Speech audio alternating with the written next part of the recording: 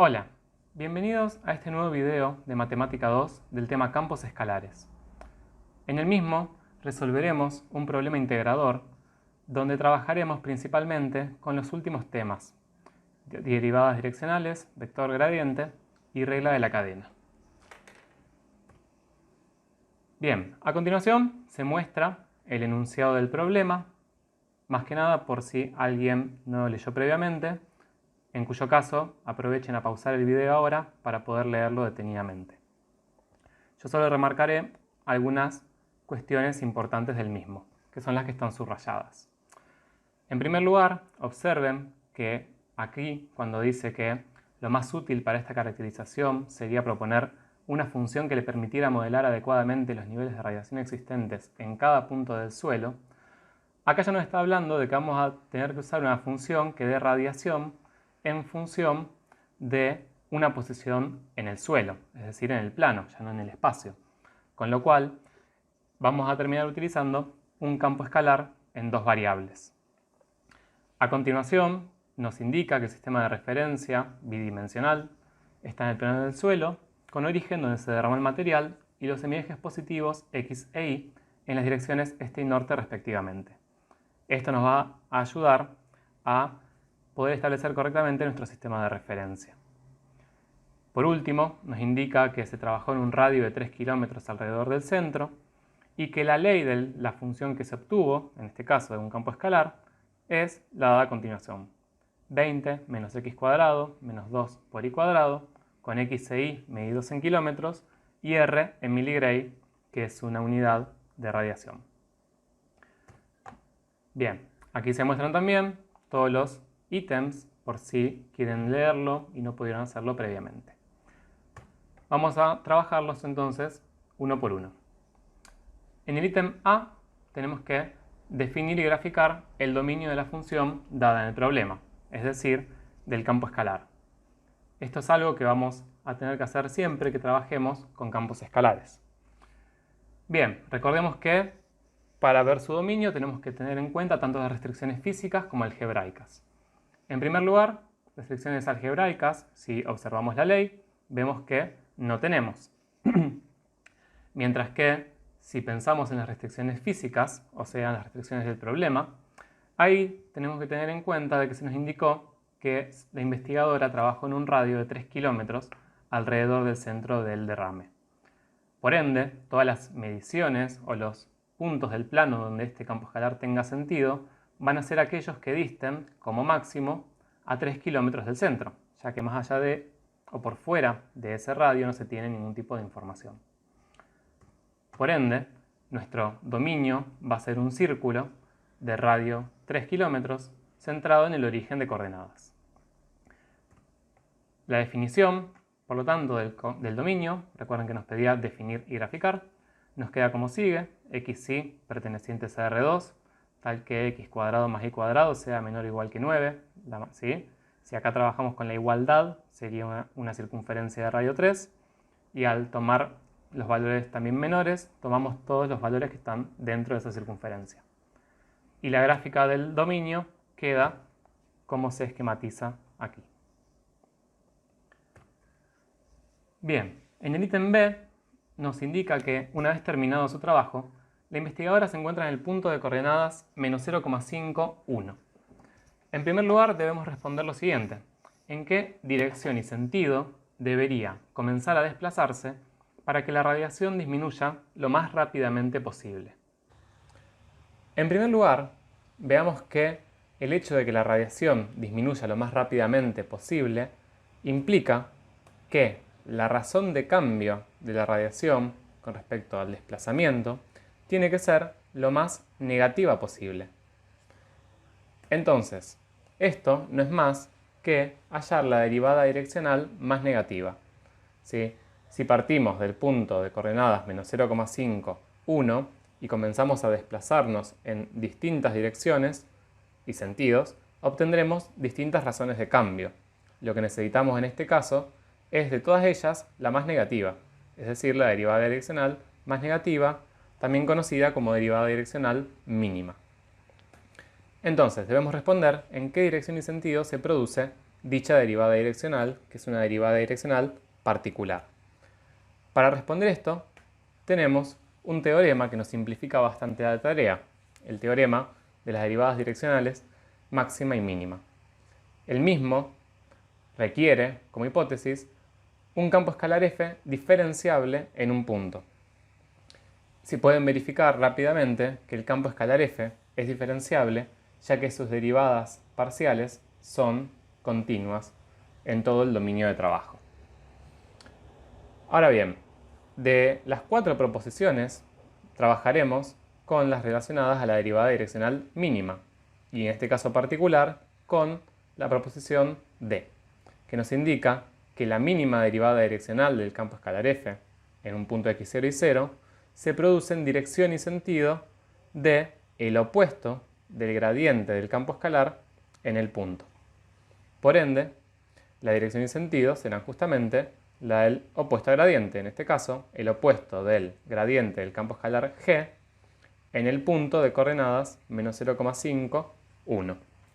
Por simplicidad, a todo este vector le llamé u. Entonces, ¿es suficiente esto? Podremos decir que la dirección y sentido correspondientes serán las del vector u, pero obviamente debemos hallar primero las componentes de ese vector. Bien, ¿cómo lo hacemos? Partimos del campo escalar g. En primer lugar, hallaremos el gradiente de g en un punto genérico del plano de coordenadas x, y. En este caso, observen que la derivada con respecto a x es la primera componente y la derivada parcial con respecto a y es la segunda. Y luego valorizamos el gradiente en el punto de coordenadas menos 0,5, 1. Observen que si reemplazamos x por menos 0,5 que aparece aquí e y por 1 que aparece acá, obtenemos el vector 1, menos 4. Por último, para obtener el vector u, debemos hallar el opuesto de este gradiente, obteniendo el vector menos 1, 4. Las unidades del opuesto de este vector gradiente serán miligrays sobre kilómetros. Bien, entonces, como respuesta a este ítem, la investigadora deberá comenzar a desplazarse en dirección y sentido del vector u. Observen que las unidades de este vector no serán miligrays por kilómetro, ya que este vector únicamente nos está indicando la dirección y sentido en la que deberíamos comenzar a desplazarnos. Entonces, en todo caso, nos indica que deberíamos comenzar a desplazarnos moviéndonos en dirección y sentido de desplazarnos 1 kilómetro a la izquierda y 4 kilómetros hacia arriba en nuestro sistema de referencia. Luego debemos responder cuál será la razón de cambio de la radiación con respecto al desplazamiento en ese caso. Entonces, el caso que acabamos de trabajar fue el de la derivada direccional mínima del campo G en el punto menos 0,5, 1. Observen que esta derivada direccional no es más que la derivada direccional en dirección y sentido de u, del opuesto del gradiente. Es decir, que podríamos, si quisiéramos, hallarla como cualquier derivada direccional sabiendo que g es un campo diferenciable, haciendo el gradiente de g, producto escalar, inverso al asociado a u. Ahora bien, en este caso, como se trata justamente de una razón de cambio particular, podemos nuevamente acudir a este teorema, ya que el ítem C de este teorema nos indica que la mínima derivada direccional vale tanto como el opuesto del módulo del vector gradiente. Es decir, el módulo de este vector será un número positivo, el opuesto será un valor negativo, y dicho valor es exactamente el valor de la derivada que estamos queriendo hallar en este caso. Entonces, ¿cómo la calculamos? Como el opuesto del módulo del vector gradiente, tomando en este caso nuestro campo escalar g y nuestro punto de coordenadas menos 0,5, 1. Recuerden nuevamente que todo esto vale porque nuestro campo escalar es diferenciable.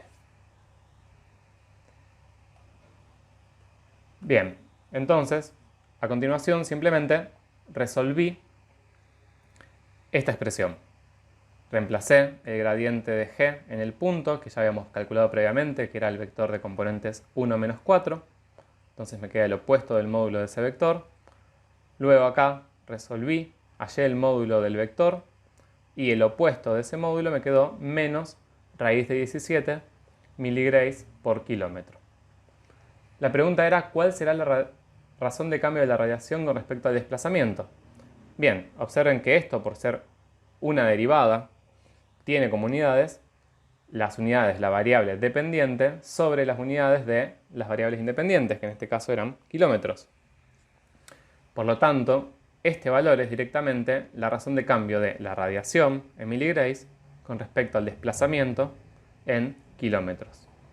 Por lo tanto, la razón de cambio de la radiación por unidad de longitud medida en kilómetros será de menos raíz de 17, lo que es aproximadamente menos 4,12 miligrays por kilómetro. Es decir, si nos desplazáramos en dirección y sentido del vector u, 1 kilómetro, podríamos aproximar la variación de la radiación en miligrays como una disminución de menos 4,12. En el ítem C nos indica que la investigadora comenzó a desplazarse, quedando su posición bien descrita por la función r de t igual a x de t y de t, y con esta ley, con t perteneciente al intervalo 0,10, t se midió en minutos y x e y en kilómetros. En primer lugar, debemos mostrar que comenzó a desplazarse en dirección y sentido más convenientes para alejarse de la radiación. Bien, observen que la dirección y sentido más convenientes para alejarse va a ser la dirección y sentido en la que se dé la derivada direccional mínima. Y ya vimos que esa derivada direccional mínima se daba en dirección y sentido del vector u de componentes menos 1, 4. Ahora bien, lo que tendríamos que mostrar es que comenzó a desplazarse en dirección y sentido de dicho vector. Es decir, deberíamos ver si el vector velocidad inicial de la investigadora se corresponde con la dirección y sentido del vector u. Entonces, ¿cómo podemos responder esta pregunta? Observen que para que b sub 0 y u tengan igual dirección y sentido, tiene que darse en primer lugar que sean paralelos para que tengan igual dirección, es decir, poder expresar a uno de los vectores como un escalar por el otro vector, y además, para que tengan igual sentido, la constante, el escalar que multiplica, debe ser positivo. Entonces, si probamos que esto se cumple, estaremos probando el ítem y. Bien, ya contamos con el vector u, pero no contamos con el vector velocidad inicial. Sabemos que el vector velocidad inicial, ya que tenemos la función vectorial que describe la posición de la investigadora en función del tiempo, podremos hallarlo como la derivada de dicha función vectorial r valorizada en 0, es decir, en el tiempo inicial, ya que es cuando comenzó a desplazarse. ¿Cómo hacemos para hallar esto? En primer lugar, hallamos la derivada de la función vectorial r. Verifiquen que si derivamos cada uno de sus componentes se obtiene menos 0,05 y 0,2. Y aplicamos esta función vectorial derivada en 0. En este caso, la función vectorial derivada es constante, es decir, la velocidad se va a mantener siempre constante y por lo tanto un 0 también nos dará menos 0,05, 0,2. Tenemos entonces el vector b sub 0 y también el vector u de componentes menos 1, 4. Para verificar que son paralelos, hacemos el cociente de sus componentes homólogas, en este caso menos 0,05 sobre menos 1 y 0,2 sobre 4, y observamos que en ambos casos obtenemos 0,05, es decir, que el valor de k que permite multiplicar a uno de los vectores para obtener el otro existe y es igual a 0,05. Como k existe y es positivo, podemos asegurar que u y b sub 0 son paralelos y de igual sentido, y por lo tanto, que efectivamente la investigadora comenzó a moverse en dirección y sentido más conveniente, hacia donde disminuye más rápidamente la radiación, es decir, en dirección y sentido del opuesto del gradiente. Luego debemos responder qué información brinda la función h igual a la composición entre la función vectorial r y el campo escalar g. Bien, recordemos que, como en toda composición, lo que esto quiere decir es que estaremos aplicando sobre la variable independiente de la primera función que aplicamos, r, y sobre el resultado de r, estaremos aplicando g. Recuerden que cuando trabajamos con todos los tipos de funciones, funciones escalares y vectoriales y también campos escalares y vectoriales, tendremos que verificar si las composiciones pueden llevarse a cabo en primer lugar. Bien, veamos qué pasa en este caso. Acá están mostradas las leyes de ambas funciones con un código de colores donde a la primera variable x le corresponde el color rojo y a la segunda variable el color azul. ¿Qué pasa si aplicamos r en 0? Al aplicar r en 0, esto nos dará menos 0,51, que corresponde a la posición en la cual se encontrará la investigadora a tiempo 0. Si luego aplicamos el campo escalar g sobre r en 0, es decir, el campo g sobre este par ordenado menos 0,5, 1, nos da como resultado 17,75. ¿Esto qué es? Es la radiación que hay en el punto de coordenadas menos 0,5, 1, que es, a su vez, la posición donde se encontraba la investigadora en el tiempo inicial. Ahora, la composición directamente le asigna al valor 0 el valor 17,75. Es decir, a tiempo 0, 17,75 miligrays de radiación. Es decir, que directamente relaciona radiación con tiempo. Si aplicamos esto en varios valores, por ejemplo, en 1 observamos que la posición correspondiente es menos 0,55 o 1,2, y si luego aplicamos el campo G en dicho punto del plano, nos da 16,81. Es decir, a tiempo 1 estamos en esta posición y esta es la radiación percibida por la investigadora. A tiempo 2 estamos en esta posición y esta es la radiación percibida por la investigadora. ¿Qué pasa si hacemos esto de manera genérica? No reemplazando t por ningún valor, sino simplemente usando sus componentes. Obtenemos la ley de la nueva función. ¿Sí? Reemplazamos x por menos 0,5 menos 0,05t e y por 1 más 0,2t y reemplazamos esto en la ley del campo escalar. Pueden verificar que si aquí hallan los trinomios cuadrados perfectos y trabajan la expresión, llegan a esta otra. Observen que h es una función escalar, que ya lo habíamos visto previamente, porque a cada instante de tiempo le correspondía un valor de radiación, es decir, a un número real, otro número real, y que su ley está dada por la de una función cuadrática. Entonces, resumiendo, obtenemos acá la ley de h de t, que es igual a la composición entre g y r. Bien, si resumimos lo que realizamos hasta ahora, observamos que esta función h lo que hace es hacerle corresponder a cada instante t un punto del plano xy y luego sobre ese punto del plano de coordenadas xy el campo g le asigna un valor de radiación. Por lo tanto, la función h, que directamente va de t a r, lo que permite obtener es la radiación que persigue la investigadora en la posición en la que se encuentra en función del tiempo. Observen que la posición en la que se encuentra la investigadora no la brinda la función h. No es una información que necesitemos ni una información que devuelva como resultado. Pero sí es importante tener en cuenta que si por ejemplo yo valorizo h en 3, el resultado de la radiación que obtengo es el correspondiente al que hay en la posición donde se encuentra la investigadora en el instante t igual 3, independientemente de que yo con esta función pueda o no pueda conocer dicha posición.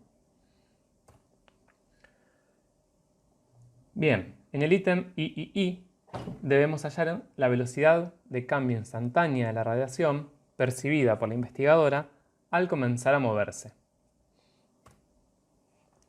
En primer lugar, observen que la velocidad de cambio instantánea de la radiación se refiere a la tasa de cambio de la radiación respecto al tiempo.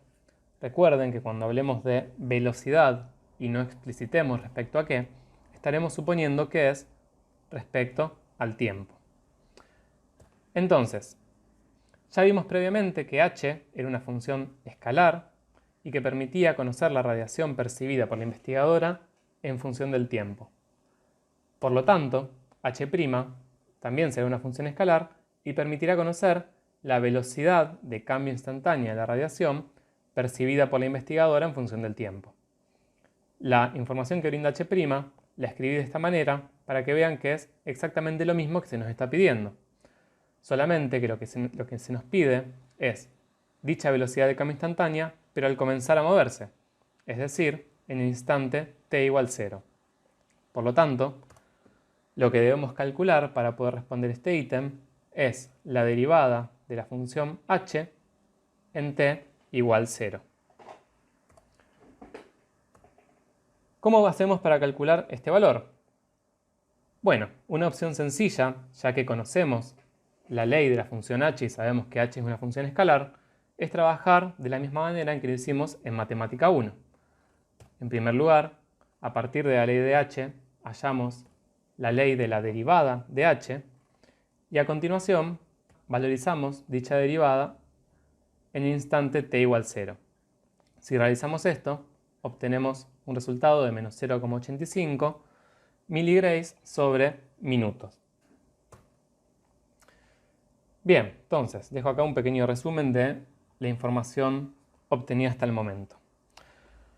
Ahora bien, ¿de qué otra manera podríamos realizar esto mismo? Quizás ustedes cuando lo resolvieron fueron por este camino o quizás fueron por el que vamos a plantear ahora. Observen que la función h era la composición entre la función vectorial r y el campo escalar g. Una composición entre dos funciones. Por lo tanto, el valor que acabamos de obtener, h' en 0, sería la derivada de dicha composición aplicada en t igual 0. Esto no es más que la derivada de una composición. Y como vimos en Matemática 1 para las derivadas de composiciones de funciones escalares, esto también podía realizarse utilizando la regla de la cadena. Este tema es un tema no tan querido, pero podemos encontrar maneras para trabajarlo y que sea más sencillo. Para eso les proponemos que trabajemos con un diagrama de árbol, que es una manera sencilla de poder aplicar la regla de la cadena sin tener que andar memorizando tantos símbolos y diferenciales. Elegí este gatito porque, por lo menos para mí, está contento de utilizar diagramas de árbol. Bien, entonces, ¿cómo realizamos esto? Lo primero que tenemos que identificar es cómo es la función que vamos a derivar, ¿sí? Aún sin derivar, pensar en la composición y ver cómo se relacionan las distintas variables. En primer lugar, comenzamos por el campo g, que es el último que aplicamos, y vemos que g depende de x y de y, que son sus variables independientes. Ahora bien, al hacer la composición, g se aplica sobre r de t, que tiene componentes x de t y de t. Es decir, ahora la primera componente de g, x, dependerá de t, y la segunda componente de y también dependerá de t. Si por ejemplo x e y dependieran ahora de más de una variable, de acá saldrían más de una flecha. Una vez que tenemos esto, lo que nos indica la regla de la cadena es que tenemos que trabajar con las razones de cambio de cada una de las variables respecto a la siguiente. Es decir, la razón de cambio de g con respecto a x, de x con respecto a t, de g con respecto a y, de y con respecto a t. Debemos tener en cuenta todas esas razones de cambio. Y a continuación, multiplicar las razones de cambio por cada uno de los caminos y sumarlas entre sí. Es decir, esta derivada de esta composición en un instante t, podemos encontrarlo como el producto de cada una de las razones de cambio por este camino, mostrado en rojo, más el producto de cada una de las razones de cambio por el otro camino. Es mucho más sencillo plantear esto, que sería la regla de la cadena, luego de realizar este diagrama, y no intentando memorizar la fórmula de dicha regla. No nos interesa que memoricen esa fórmula, sí que entiendan cómo aplicarla y cómo poder realizar estos diagramas. Bien, observen que al plantearlo de esta manera, lo que plantearemos aquí son las distintas funciones derivadas. Por lo tanto, lo que hallaremos es la función derivada, es decir, h' de t, no h' en 0 aún. Observen que la derivada del campo g con respecto a x era menos 2x, mientras que menos 0,05 es la derivada de x, es decir, de la primera componente de la función vectorial con respecto a t. Mientras que menos 4i es la derivada del campo g, la derivada parcial del campo g con respecto a i, y 0,2 es la derivada de la segunda componente de la función vectorial, y respecto a t. Si queremos resolver esto, y sabiendo que esta es una derivada de una función escalar también, como vimos antes, sabemos que las variables que nos deben quedar es únicamente t. Por lo tanto, una vez que planteamos cada una de estas derivadas, las derivadas parciales del campo g nos quedarán en variable x e y, y debemos entonces reemplazarlas por sus respectivos valores de t. Sabemos que x e y dependen de t a partir de la ley de la función vectorial. Por lo tanto, x será ahora menos 0,5 menos 0,05t e y será 1 más 0,2t. Ya entonces tenemos la ley de la función derivada h' de t. Pueden verificar que si distribuyen y hacen el trabajo algebraico necesario, llegarán a menos 0,85 menos 0,165t, ya que ambas maneras son maneras alternativas de hacer lo mismo. Por último, entonces, si queremos hallar esta velocidad de cambio de otra manera, es decir, h' en 0, solo debemos reemplazar o valorizar esta derivada, esta ley que obtuvimos acá, en 0, llegando obviamente al mismo resultado que llegamos previamente de menos 0,85 miligrays sobre minuto. Bien, por ende, hayan elegido el camino que hayan elegido, llegaremos a la respuesta de que la velocidad de cambio instantánea de la radiación percibida por la investigadora al comenzar a moverse fue de menos 0,85 miligrays por minuto. Por último, debemos determinar cuál o cuáles de las siguientes expresiones permiten calcular el valor hallado en el ítem C y II, y además explicar en palabras qué representan las opciones descartadas. Bien, en primer lugar, recordemos que el ítem C y II, que fue el último que resolvimos, debíamos hallar la velocidad de cambio instantánea de la radiación percibida por la investigadora al comenzar a moverse. Con el análisis que hicimos previamente, llegamos a la conclusión de que esto lo obteníamos como h' en 0 y que eso lo podíamos expresar de esta manera: la derivada de la composición valorizada en 0. Por lo tanto, ya sabemos que de las 4 opciones, la correcta es la última. Bien, veamos ahora qué representan las otras 3. Bien, la primera es la función composición. Observen que la variable es t y no está reemplazado por ningún valor en particular. Dicha composición ya vimos previamente cuando la estudiamos que nos representaba la radiación que percibía la investigadora en función del tiempo, y es una función escalar. Por otra parte, esta expresión es dicha función, pero aplicada en un instante, es decir, que va a ser la radiación percibida por la investigadora en el instante inicial, t igual 0, y es por lo tanto un número. En el tercer caso tenemos la derivada de esta composición en un cierto instante t. Por lo tanto será la derivada de una función, la derivada de la función h', h' de t. Por lo tanto también será una función escalar y nos indicará la velocidad de cambio de la radiación percibida por la investigadora en función del tiempo. Mientras que la última lo que nos indicaba era la velocidad de cambio de la radiación percibida por la investigadora en el instante inicial. Observen que las 4 expresiones nos brindan información muy diferente. Algunas dan como resultado números, otras dan como resultado funciones, y es muy importante poder distinguirlas. Es decir, cuando tengan que resolver algún problema donde aparezcan composiciones de funciones con campos escalares y sus derivadas y demás, tienen que tener muy en claro qué es lo que están haciendo, porque si ponen esto es algo completamente distinto a si ponen esto, algo completamente distinto a si ponen esto y algo completamente distinto a si ponen esto.